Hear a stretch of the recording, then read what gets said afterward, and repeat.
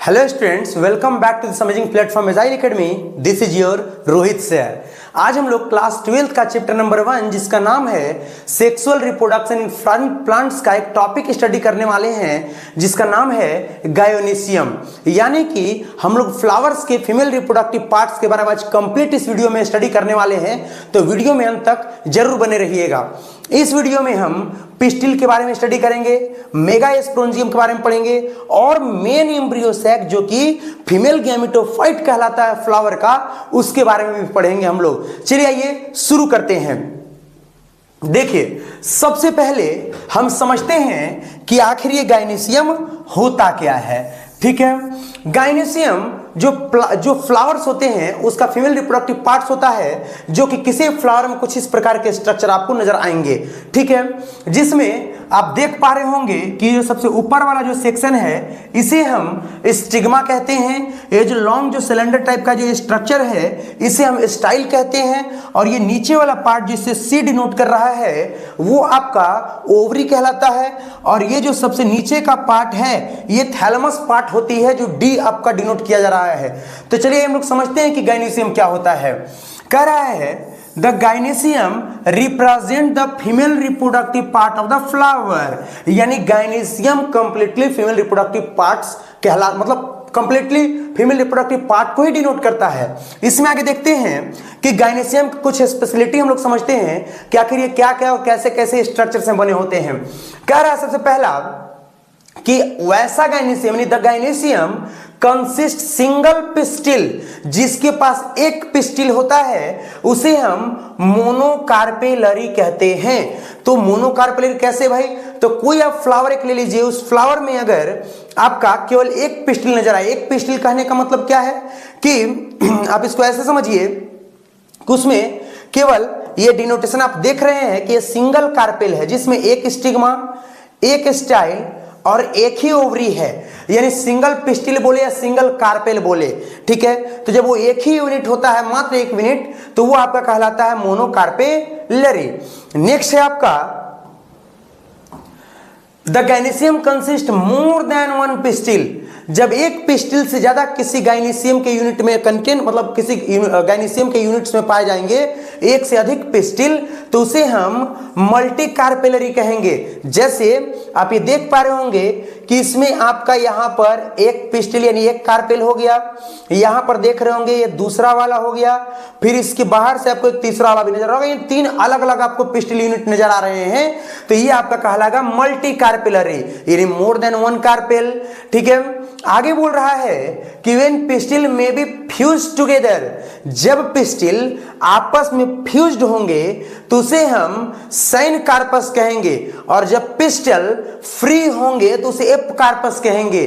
तो sign corpus आप देख सकते हैं एक फ्लावर का ये फीमेल रिप्रोडक्टिव यूनिट है जिसमें ये आपका स्टिग्मा, ये स्टाइल, ये स्टिग्मा, ये स्टाइल, ये स्टिग्मा, ये स्टाइल, और तीनों के कॉमन ओवरी हैं, यानी तीनों के तीनों ओवरी क्या है? फ्यूज है, पिस्टिल यानी फ्यूज हो गया, तो इसे हम फ्यूज को हम लोग कहेंगे सीन कार्पस। लेकिन वहीं पे आप गौर कर रहे होंगे कि ये आपका जो यूनिट हो गया कार्पल का ये अलग है, यह यूनिट आपका कार्पल का अलग है, यह यूनिट अलग है। ठीक है, अब बच्चों आप कंफ्यूज हो रहे होंगे, और ये बहुत सारे बच्चों का कंफ्यूजन भी है कि आखिर पिस्टिल मैं बोल रहा हूं, फिर मैं कभी बोल रहा हूं कार्पल, तो बहुत सारे बच्चे का कंफ्यूजन है कि ये पिस्टिल क्या होता है और कार्पेल क्या होता है। आपको दो चीजें में थोड़ी सी अंतर मैं बता दूं, पिस्टिल वर्सेस कार्पेल को हम लोग समझ कर ही हम लोग आगे बढ़ेंगे। पिस्टिल क्या है, कार्पेल क्या है,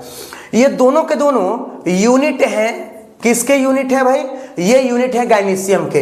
गायनेसियम कंप्लीटली ग्रुप होता है पिस्टिल का या कार्पेल का हम लोग कह सकते हैं। जब किसी में एक पिस्टिल होता है या एक कार्पेल होता है, जैसे इसको डिनोटेशन को आप देखिए, ये आपका पिस्टिल, अगर हम पिस्टिल और कार्पेल में अगर हम डिफरेंस करें तो पिस्टिल एक यूनिट, कार्पेल एक यूनिट कहलाता है जिसमें आपका स्टाइल, स्टिग्मा, ओवरी तीनों मौजूद होते हैं। लेकिन पिस्टिल क्या है? पिस्टिल स्टाइल, स्टिग्मा होते हुए भी वो ओवरी के बेस पे काउंट होता है, और ओवरी के बेस पे ही हम लोग कह सकते हैं कि कितना उसमें पिस्टिल की संख्या है। जैसे इसमें आपका, इसमें एक स्टिग्मा है, एक स्टाइल है और एक ही ओवरी है, तो कह सकते हैं कि इसमें एक पिस्टिल और एक कार्पेल है। लेकिन जब हम आगे बढ़ेंगे और आगे बढ़ने के बाद हम जब इसको गौर करेंगे तो इसमें हम देखते हैं कि आपका यहां पर एक अलग हो गया, ये अलग, ये अलग, तीनों ओवरी अलग अलग हैं। इसका मतलब कि इसमें 3 पिस्टिल और 3 कार्पल हैं। लेकिन आप इस डायग्राम से समझिए कि ये डायग्राम ये क्या बोल रहा है। इन दोनों डायग्राम से आप क्लियर हो सकते हैं पिस्टिल और कार्पल में डिफरेंस।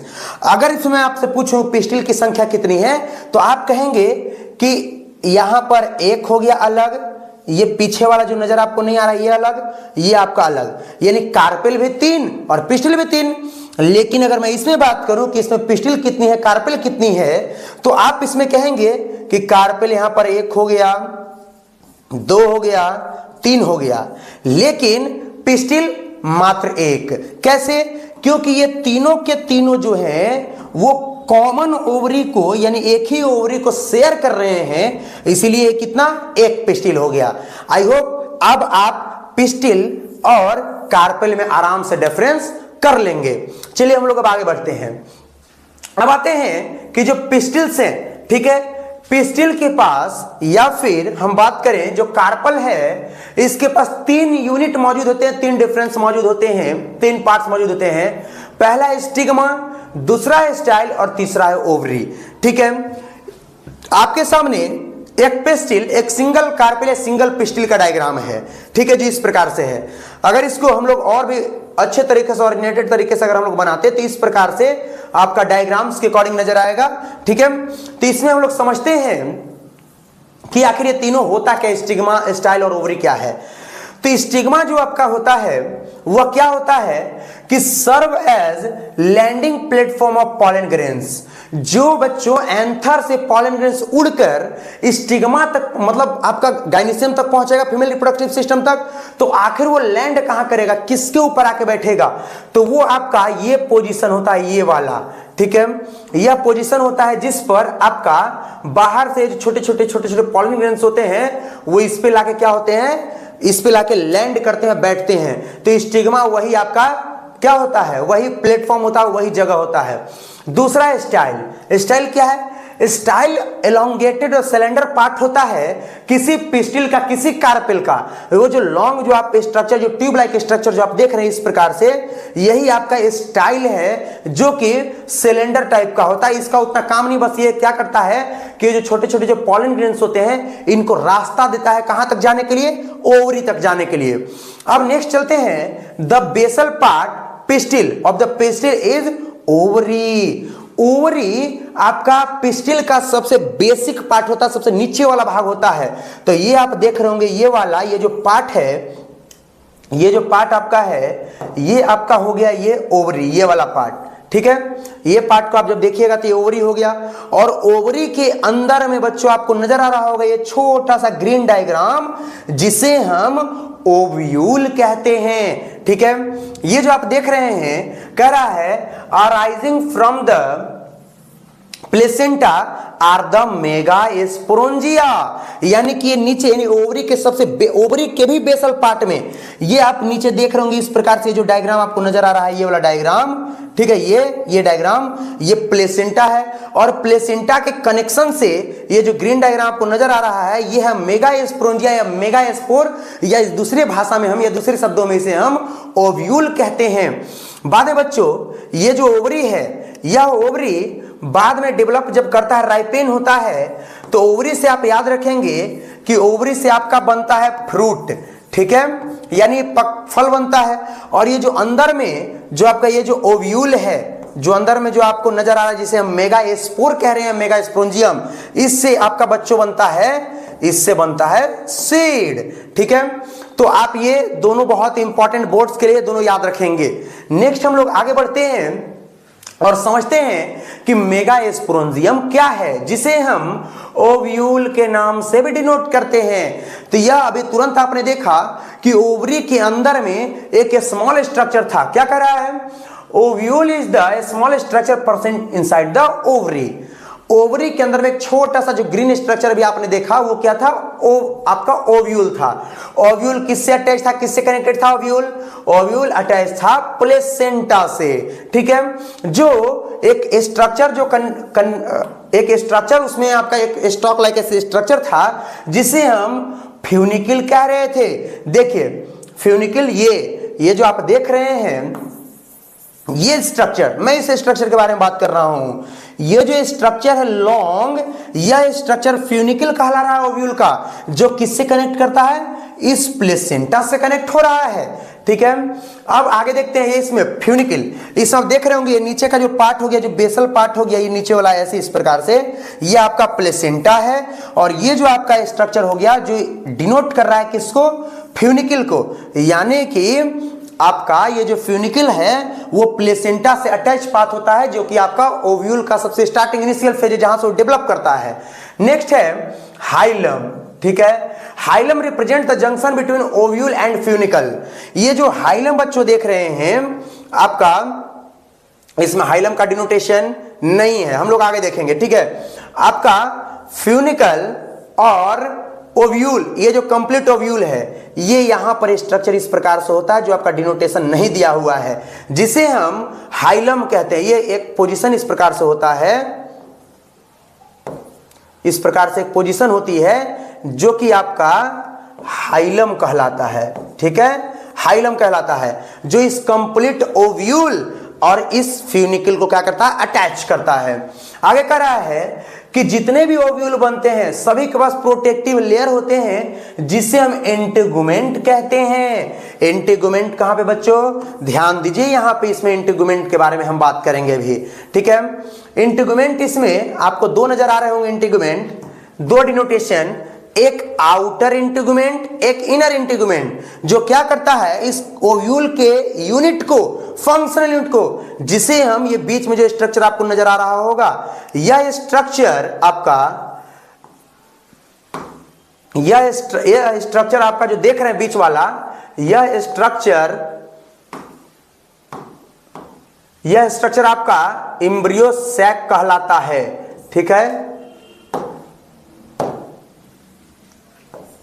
यह स्ट्रक्चर एम्ब्रियो सैक कहलाता है, जो कि आपका फर्टिलाइजेशन का मेन पॉइंट होता है, मेन जगह होता है, जिसे हम फीमेल गैमेटोफाइट भी कहते हैं। ठीक है, तो इंटीगुमेंट आप देख पा रहे होंगे कि एक इंटीगुमेंट हो गया, दूसरा इनर इंटीगुमेंट हो गया। और ये इंटीगुमेंट क्या करते हैं, ये जो लेयरिंग आपको दिख रही है, ये लेयरिंग और ये लेयरिंग, यह अंदर वाले पार्ट को क्या करता है, प्रोटेक्ट करता है। नेक्स्ट है enclosed within the integument is mass of cell called nucellus, यानी कि इस एम्ब्रियो सैक को, इस ये जो आपको नजर आ रहा है, ये जो पॉइंट, ये जो नजर आ रहा है, ये वाला अंदर वाले पार्ट को प्रोटेक्ट करने के लिए पहला तो इंटीगुमेंट, आपका इंटीगुमेंट हो गए, और उसके बाद एक ग्रीन पट्टी आपको ये नजर आ रही है, ये वाला, ये एरिया, इसे हम न्यूसेलस कहते हैं, जो अंदर वाले एरिया को प्रिजर्व करता है और एक मास स्ट्रक्चर तैयार करता है। ठीक है, तो ये था आपका मेगास्पोरेंजियम। अभी इसके अंदर की जो छोटी सी ये जो यूनिट आप देख रहे हैं, इस यूनिट के डेवलपमेंट के बारे में भी समझेंगे। ठीक है, देखिए क्या है मेगास्पोरोजेनेसिस, यानी कि हम मेगास्पोरोजेनेसिस के बारे में बात करेंगे। मेगास्पोरोजेनेसिस का मतलब कि ओव्यूल का फॉर्मेशन। चलिए आइए समझते हैं हम लोग इसको। देखिए, द प्रोसेस ऑफ फॉर्मेशन, यानी बनना, किसका बनना भाई, मेगास्पोर। और अभी तुरंत मेगास्पोर को हमने क्या से डिनोट किया, ओव्यूल से। ओव्यूल का बनना कहां से भाई, मेगास्पोर मदर सेल से। मेगास्पोर मदर सेल से ओव्यूल का बनना क्या कहलाता है, मेगास्पोरोजेनेसिस। देखिए क्या है, a diploid cell represent the nucellus. जो न्यूसेलस होता है, यानी कि अभी तुरंत आपने ओव्यूल के स्ट्रक्चर के बाहर में, ओव्यूल का जो स्ट्रक्चर देखा उसके अंदर में जो एम्ब्रियो सेक है उसके बाहरी स्ट्रक्चर में आपने देखा न्यूसेलस, वो डिप्लॉयड फॉर्म में होता है। वह मियोसिस सेल डिवीजन में जाता है, और मियोसिस सेल डिवीजन में जाने के बाद वह 4 मेगास्पोर बनाते हैं। 4, इस बात को आप डिनोट कीजिएगा, कितने मेगास्पोर, 4 मेगास्पोर बनते हैं। बट उस केस में क्या होता है कि जो आउट ऑफ 4 मेगा स्पोर, जो 4 मेगा स्पोर होते हैं, ओनली यहां पे थोड़ा सा मिस्टेक है, ये ओनली, ठीक है, only 1 functional mega spore survive, यानी बाकी 3 का क्या हुआ, बाकी 3 डिजेनरेट हो गए, बाकी 3 खत्म हो गए, ठीक है। यानी कि वो जो आपने डायग्राम देखा, इस डायग्राम के अंदर में ये जो आप देख पा रहे हैं, ये जो स्ट्रक्चर जो दिख रहे हैं, इसका डेवलपमेंट हम लोग अभी तुरंत देख रहे हैं इसमें कि आखिर कौन सा और कैसे ये फिनिश हो गया। अब थोड़ा आइए और समझते हैं इस डायग्राम के थ्रू कि मेगा स्पोर जब बन रहा था तो कैसे आखिर 3 डिजेनरेट हो गए और एक सर्वाइव कर पाया। उससे पहले इसको भी देख लेते हैं। The functional mega spore develops into the embryo sac, और वो जो फंक्शनल मेगा स्पोर होते हैं वो एम्ब्रियो सैक यानी फीमेल गैमेटोफाइट्स में डेवलप होते हैं। ये जो एम्ब्रियो सैक हैं आगे चलकर क्या, इसी एम्ब्रियो सैक को हम लोग फीमेल गैमेटोफाइट या फ्लावर का फीमेल गैमेट रिप्रेजेंट करते हैं, ठीक है। देखिए क्या है कि एक न्यूसेलस का डायग्राम इस प्रकार से है जो ओवरी के अंदर में है। ओवरी के अंदर में फिर आपका ये एक जगह से कंपैक्ट अरेंज सेल बनेगा और वो क्या करेगा कि एक मेगा स्पोर मदर सेल का निर्माण करेगा, यानी कि मेगा स्पोर मदर सेल बनाएगा। मेगा स्पोर मदर सेल कितने मेगा स्पोर तैयार करेंगे, मतलब कितना डिफरेंट कैटेगरी में कितने सेल्स बनेंगे, 4। ये आप 4 सेल देख रहे होंगे, एक सेल यहां पे, ये 4 सेल आपको नजर आ रहा होगा, एक cell, 2 cell, 3 cell, 4 cell. 4 cell में 3 सेल यहां पर खत्म हो जाएंगे, डिजेनरेट हो जाएंगे, खत्म। मात्र एक सेल सरवाइव करेगा और वही सेल फर्दर 2 न्यूक्लियस देख रहे होंगे, 2 न्यूक्लियस, फिर वही सेल 4 न्यूक्लियस, वही सेल फिर 1 2 3 4 5 6 7 8, यानी 8 न्यूक्लियस में डिवाइड कर जाएगा और कंप्लीटली अंदर में, ओव्यूल के अंदर में एक एम्ब्रियो सैक का निर्माण करेगा, ठीक है। तो ये प्रोसेस था आपका मेगा स्पोरोजेनेसिस। चलिए आइए अब आगे समझते हैं हम लोग कि एम्ब्रियो सैक जिसे हम फीमेल गैमेटोफाइट कह रहे हैं, ये फीमेल गैमेटोफाइट क्या है। फीमेल गैमेटोफाइट यानी वह रिप्रेजेंट करने वाला है जो कि जो फ्लावर्स के जो मेल गैमेट जो हमने पिछली वीडियो में पढ़ा था, मेल गैमेट यानी कि flower male gamete pollen grains, ठीक है, ये हो गया पॉलन ग्रेन्स, इसके साथ फर्टिलाइजेशन एंड निषेचन करना, ठीक है, वही आपका क्या कहलाएगा, फर्टिलाइजेशन या एंडोल फर्टिलाइजेशन के बारे में हम लोग स्टडी करेंगे आगे। देखिए कह रहा है जो फंक्शनल मेगा स्पोर है वो तो फीमेल गैमेटोफाइट में डेवलप हो गया, यानी कि वो एम्ब्रियो सैक उसने बना दिया। जो एम्ब्रियो सैक उसने बनाया तो वो एम्ब्रियो सैक भाई कैसे बना उसके बारे में हम लोग उसके बारे में हमने देखा। कर this method of embryo sac formation from a single mega spore is termed as monosporic development. ये डिनोटेबल पॉइंट है।